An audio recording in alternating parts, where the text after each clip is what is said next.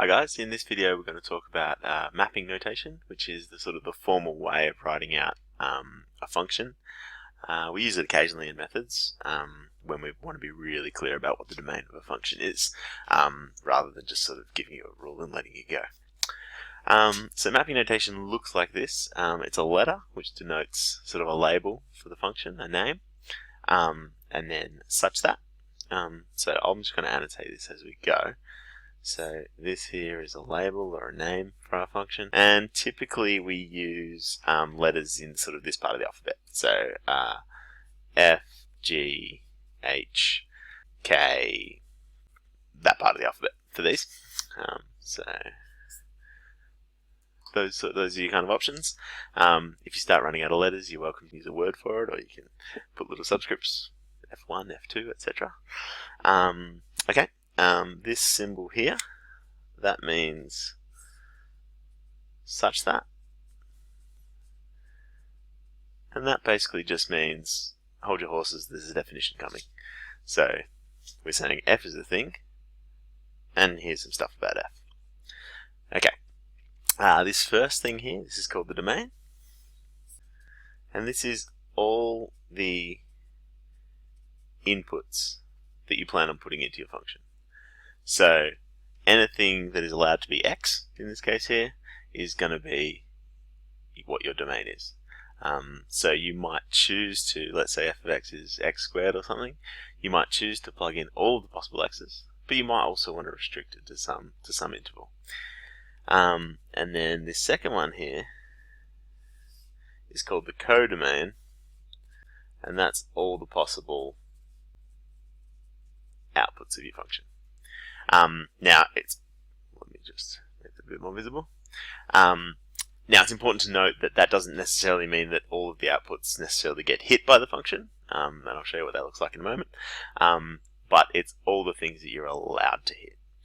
Now, in math methods, this domain here is almost always going to be either the real numbers, so all of the numbers you can think of basically, or some interval. So for instance, 0, 6, or negative infinity to 0, all the negative numbers, or something like that.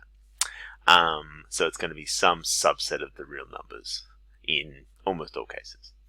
The codomain, we're actually just going to keep things simple in methods, and we're going to say this is always the real numbers.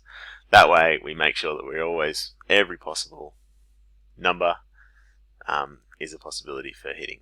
If you do specialist, then you might extend this to complex numbers or vectors or something like that.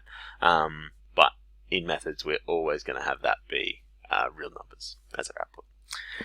And then the last element over here is just whatever rule we're going to apply. So what do we do to the x's? Well, I'm going to use a. So all the elements of the domain are going to get plugged into that f, and this last little bit of the definition just says what do we do with them. So in our case, this is almost always going to be just an equation. So it'd be something like f of x equals x squared plus 7, or some other things we've come across so far. We might have a cubic in here, or we might have an exponential, or we might have a trigonometric graph, but the point being that it's just some rule for what should happen to x, what do we do to x to produce the outputs that are in the codomain. Okay, so let's do a couple of examples and then okay. So what I've got here is just two functions that share the exact same rule.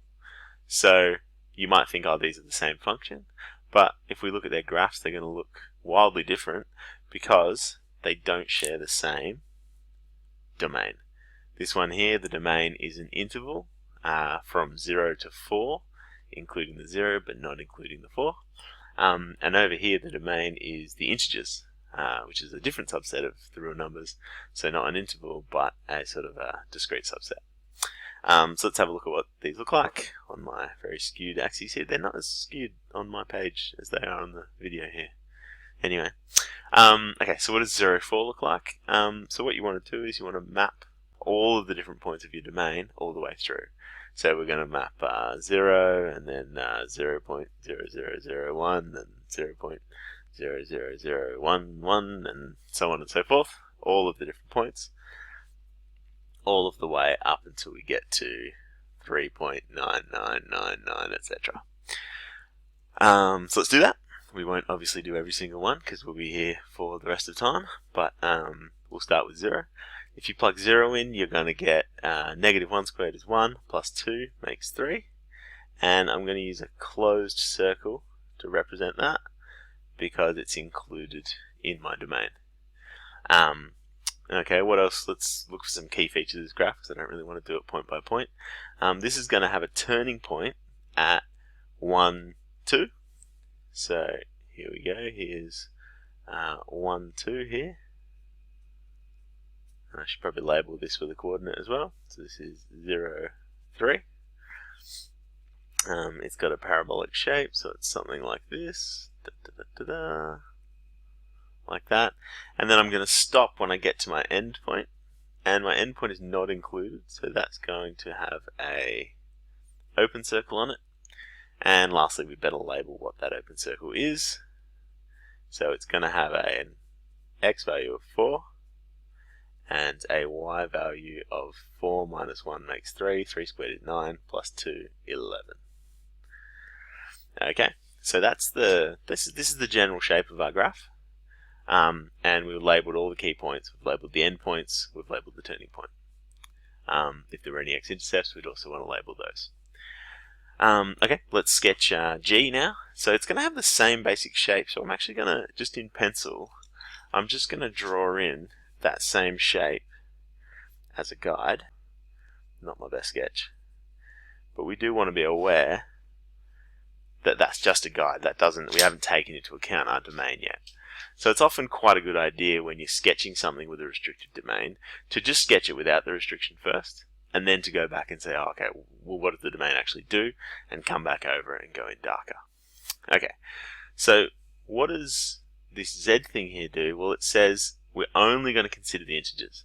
So the only x values we're going to plug in are going to be well, negative 10 trillion trillion, but let's go sort of ...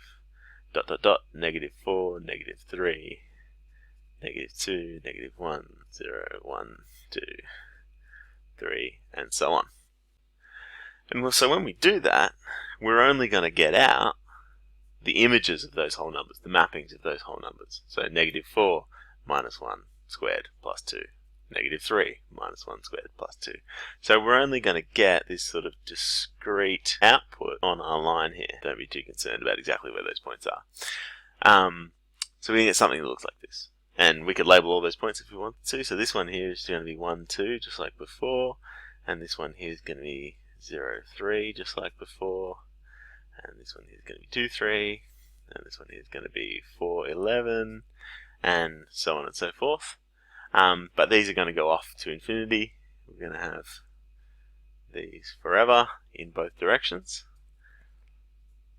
But only little discrete dots. So you see we get two pretty different looking graphs and two genuinely different functions. Not because the rules are different, but because the domains are different. Now you could also imagine having different graphs because the codomains are different, but in methods we're just never going to do that.